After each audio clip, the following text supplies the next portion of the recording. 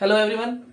आज हम लोग पौधे में लैंगिक प्रजनन का अध्ययन करेंगे। तो पौधे में अलैंगिक प्रजनन में पुष्पी पौधे का बात कर रहे हैं हम लोग। पुष्पी पौधे में सबसे पहले हमें देखना क्या है, लैंगिक प्रजनन में भी हम आज पढ़ने वाले क्या है, तो द्विनिषेचन के बारे में विस्तार से जानने वाले हैं कि द्विनिषेचन क्या है और ट्रिपल फिजन क्या है, त्रिसंलयन किसे कहते हैं, द्विनिषेचन क्यों जरूरी है, किन तरह के पौधे में द्विनिषेचन होता है और किस तरह से यह प्रक्रिया संपन्न होती है, इसी का हम चर्चा आज करेंगे। तो सबसे पहले मैंने यहाँ क्या किया है, एक प्रारूपी पुष्प का निर्माण किया है। एक प्रारूपी पुष्प का अर्थ हुआ कि इसके अंदर यह एक द्विलिंगी पुष्प है जिसमें सभी तरह के पुष्प के भाग उपस्थित है।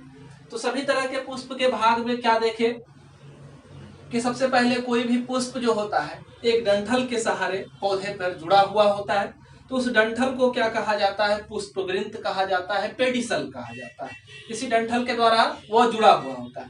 अब ये देखें कि इसके बाद जो है पुष्प में को कलिकावस्था में सुरक्षित करने के लिए एक हरे रंग की रचना होती है, तो उसे बाह्य दलपुंज या कैलिक्स कहा जाता है ना। और इसके एक इकाई को दलपुंज या सेपल्स कहा जाता है। तो ये हरा भाग जो है उसको कलिकावस्था में सुरक्षा प्रदान करता है। और बहुत सारे पुष्प ऐसे भी होते हैं जिसमें बाह्य दल पुंज यानी कि हरा वाला भाग और रंगीन पंखुड़ियां को अलग करना मुश्किल हो जाता है। तो उस तरह के पुष्प में हमारा क्या पाया जाता है, उसको पेरियंथ, उस रचना को पेरियंथ कहा जाता है जिसमें अनडिफरेंशिएटेड होता है बाह्य दल पुंज और ये। तो अब आगे देखें कि इसके बाद रंगीन पंखुड़ियां हैं। इन पंखुड़ियों को क्या कहा जाता है, दलपुंज कहा जाता है ना। ये पंखुड़ियां क्या कहलाएगी, तो ये दलपुंज कहलाएगी। और इसके एक यूनिट को क्या कहा जाएगा, पेटल कहा जाएगा। अब इसमें हमारा इंपॉर्टेंट चीज क्या है, तो ये तो दोनों जो हो गया बाह्य दलपुंज और दलपुंज, ये पौधे का सहायक भाग है, पुष्प का सहायक भाग। अब प्रजनन भाग में आपका दो है, एक स्त्री केसर और दूसरा क्या है, पुंकेसर है, एंड्रोसियम और क्या, गाइनेसियम, है ना।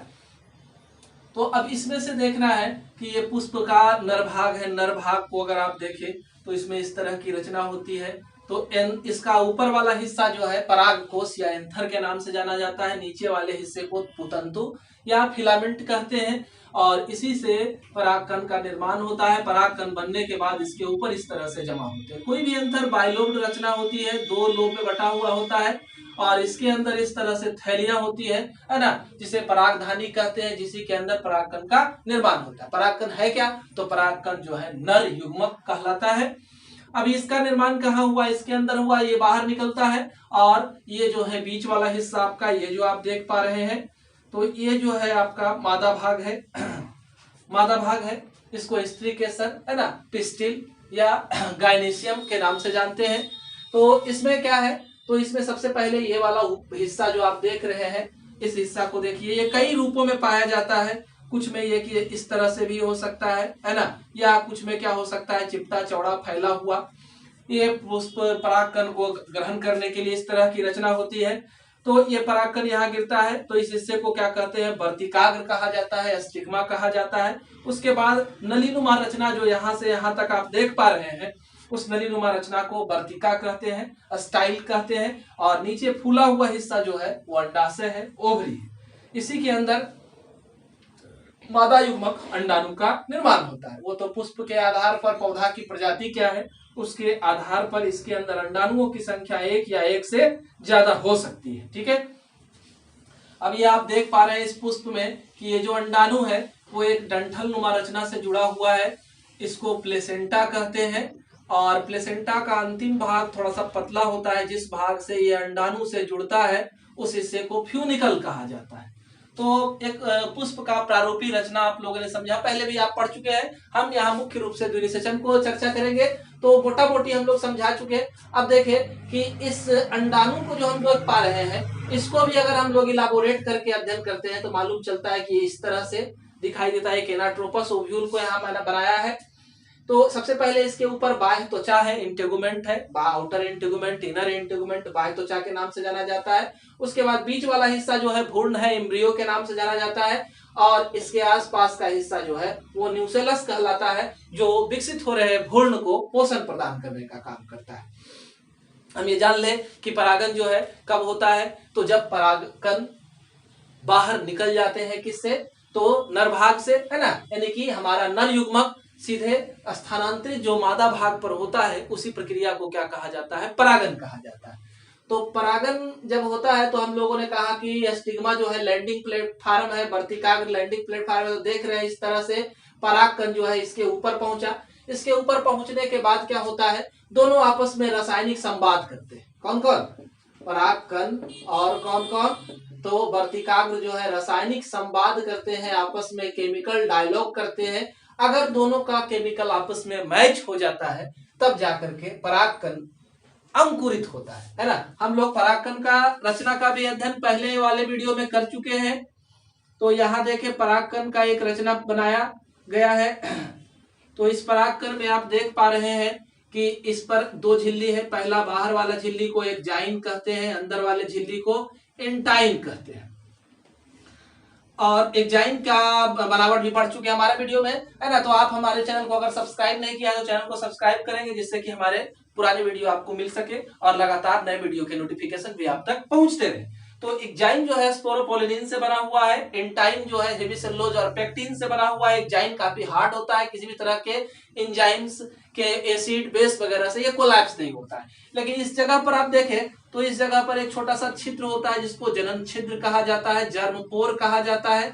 इसी के द्वारा ये जो परागकण है इसके अंदर दो कोशिका आपको दिखाई दे रही है, एक को वर्धी कोशिका वेजिटेटिव कोशिका और दूसरे को जनरेटिव कोशिका जनन कोशिका कहा जाता है। ठीक है, तो अब देखें कि जैसे ही परागकण यहाँ गिरता है तो परागकण के गिरने के तुरंत बाद ही केमिकल डायलॉग कंप्लीट हो गया, रासायनिक संवाद पूर्ण हुआ। रासायनिक संवाद पूर्ण होने के बाद इसकी वेजिटेटिव कोशिका जो होती है, वर्धी कोशिका जो होती है, वो जनन नलिका का निर्माण करती है, जर्म ट्यूब या पोलन ट्यूब का निर्माण करती है। ये जो है जनन नलिका हुआ, है ना।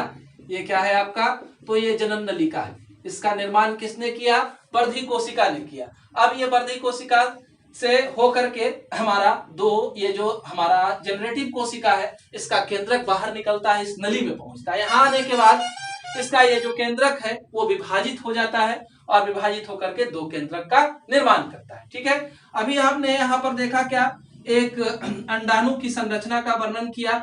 अब इसी तरह से ये जो अंदर वाला हिस्सा है अंडाणु है, जब परिपक्व हो जाता है यानी कि निषेचन के लिए तैयार हो जाता है तो इसकी रचना को देखें।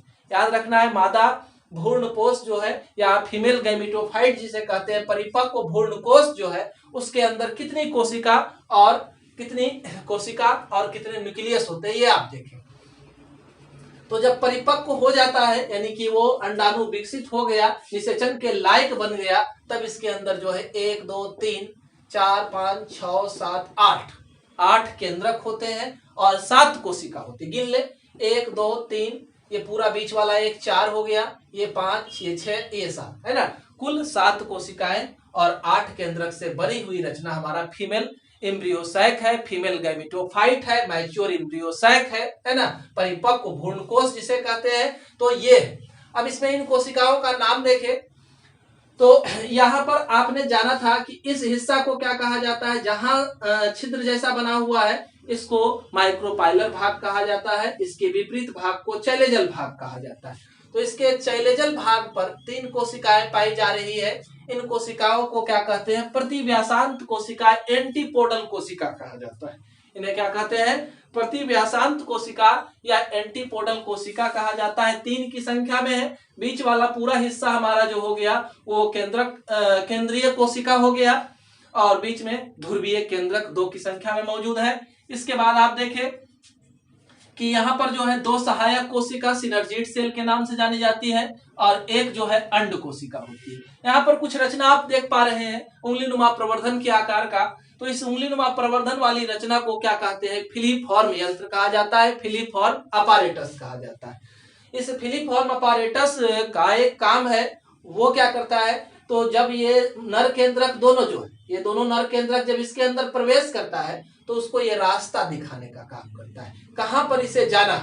तो जब ये देखे ये नर केंद्रक इसके अंदर प्रवेश करता है तो देखे कि एक केंद्रक को ये भेज देता है कहां, अंड कोशिका के पास, एक कोशिका के पास, और ये दोनों आपस में जुड़ जाते हैं। तो ये जब आपस में जुड़ेंगे, आप याद रखें कि ये पूरा जो परिपक्व भ्रूण कोष देखे सब में गुणसूत्र की संख्या कितनी होगी है, यहाँ पर जितनी सारी कोशिकाएं 7 कोशिका है ना, तो 7 कोशिका में गुणसूत्र की संख्या कितनी होगी, सब में आधा होगा, है ना, हैप्लॉइड होता है, क्योंकि हम युग्मक को पढ़ रहे हैं। यह क्या है, एक मादा युग्मक है, तो मादा युग्मक हमेशा अर्धगुणित होते हैं, तो ये अर्धगुणित होने की वजह से इनके अंदर जितनी सारी कोशिकाएं होगी सब में गुणसूत्र की संख्या आधी होगी।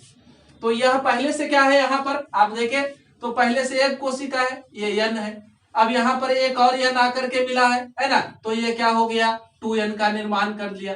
2n इक्वल टू क्या हो गया, तो 2n इक्वल टू क्या हो गया, तो इन को क्या कहते हैं, जायगोट कहते हैं, जायगोट को ही क्या कहते हैं, युग्मनज कहते हैं, यानी कि एक पूर्ण कोशिका का यह निर्माण कर लिया। अब ये जो युग्मनज है आगे विभाजित करेगा, तो आगे विभाजित करने के बाद यह भ्रूण का निर्माण करेगा, और भ्रूण आगे जब विकसित करेगा तो यह बीज का निर्माण करेगा। तो हम लोगों ने समझा कि ये वाला हिस्सा जो है आगे चल करके क्या बनाएगा, भ्रूण का निर्माण करेगा। n + n equal to 2n, 2n equal to diploid cell, diploid cell equal to युग्मनज, ठीक है।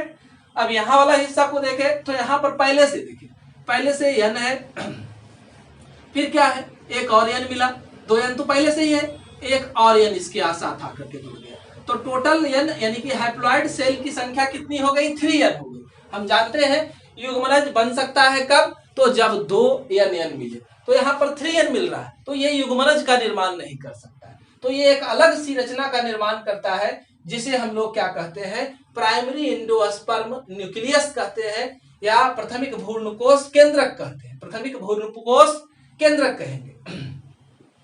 अब जो है ये भ्रूण पोष केंद्रक है, कोष नहीं, पोष केंद्रक है ना, तो ये भ्रूण पोष केंद्रक जो है आगे चल करके विकास करेगा, और ये धीरे धीरे इसके आसपास का हिस्सा जो है वो प्राथमिक भ्रूण पोष कोशिका बना लेगा, और जब पूरी तरह से ये विकसित हो जाएगा तो ये पूरा हिस्सा जो है भ्रूण पोष एंडोस्पर्म का निर्माण करेगा। अब ये एंडोस्पर्म किस लिए जरूरी है, भ्रूण पोष का निर्माण हुआ वो किस लिए हुआ, तो ये भ्रूण पोष इसलिए हुआ क्योंकि यह जो जायगोट बना है, जायगोट को आगे विकसित होकर के भ्रूण और अंततः बीज का निर्माण करना है। तो भ्रूण तक बनने के लिए जो टोटल ऊर्जा का जरूरत होगा वह ऊर्जा का सप्लाई कौन करेगा, तो भ्रूण पोष एंडोस्पर्म करता है, इसलिए इसका निर्माण होता है ना। तो अब आप देखें कि पूरी प्रक्रिया में निषेचन कितनी बार हो रही है, एक बार तो हमारा 2 केंद्रक आ रहा है, नर का 2 केंद्रक आ रहा है, एक केंद्रक एक बार इसके साथ फ्यूज कर रहा है, तो क्या हो गया, n + n मिला, 2n बना, तो यहाँ पर एक बार निषेचन हुआ, है ना। हम जानते हैं निषेचन किसे कहते हैं, नर और मादा युग्मक के संलयन को ही क्या कहा जाता है, निषेचन कहा जाता है। तो ये नर युग्मक का दोनों आपस में मिले तो ये क्या कहलाएगा, संलयन कहलाएगा, निषेचन कहलाएगा। तो ये आगे चल करके जायगोट का निर्माण किया, तो एक बार हमारा निषेचन यहाँ हुआ। दूसरी बार क्या हो रहा है, यहाँ पर भी पहले से मादा युग्मक है, एक और नर युग्मक आकर के मिला, जो ये गया था वो यहाँ आकर के मिला, तो इसका भी फ्यूजन हुआ। तो हम देख रहे हैं कि पूरी प्रक्रिया में क्या हो रहा है, 2 बार निषेचन हो रहा है, इसलिए इस प्रक्रिया को क्या कहते हैं, द्विनिषेचन कहा जाता है। अब यहाँ पर क्या देख पा रहे हैं कि यहाँ पर 3 न्यूक्लियस मिल रहा है, इस वजह से इस प्रक्रिया को क्या कहते हैं, 3 न्यूक्लियस का मिलना हो रहा है, तो इसे क्या कहते हैं, त्रिसंलयन कहते हैं, है ना। तो हम लोगों ने समझा द्विनिषेचन के कारण किसी भी परिपक्व पौधे में क्या होता है, बीज और भ्रूण पोष का निर्माण होता है। द्विनिषेचन और त्रिसंलयन, त्रिसंलयन भी समझ गए, द्विनिषेचन भी समझ गए। त्रिसंलयन का परिणाम आपसे पूछे तो भ्रूण पोष का निर्माण, द्विनिषेचन का परिणाम पूछे तो द्विनिषेचन के बाद क्या हो गया, तो हमारा बीज भी बन गया, और इस बीज के लिए उसके पास भ्रूण के निर्माण के लिए हमारा त्रिसंलयन भी जरूरी था, यानी कि दोनों प्रक्रिया अगर होगी तभी बीज के अंदर परिपक्व भ्रूण का निर्माण हो पाएगा, है ना, ऊर्जा सप्लाई उसे मिलती रहेगी। अब इसमें से आपको कुछ क्वेश्चन भी लग रहा है जहां पर आप समस्या को झेल पा रहे हैं, वो हमें बताएंगे कि कहाँ आपको दिक्कत हो रहा है इसमें, है ना। कमेंट बॉक्स में आप कमेंट कर सकते हैं। हमारे चैनल से लगातार बने रहें, हमारे वीडियो का आनंद उठा लेते रहें। धन्यवाद।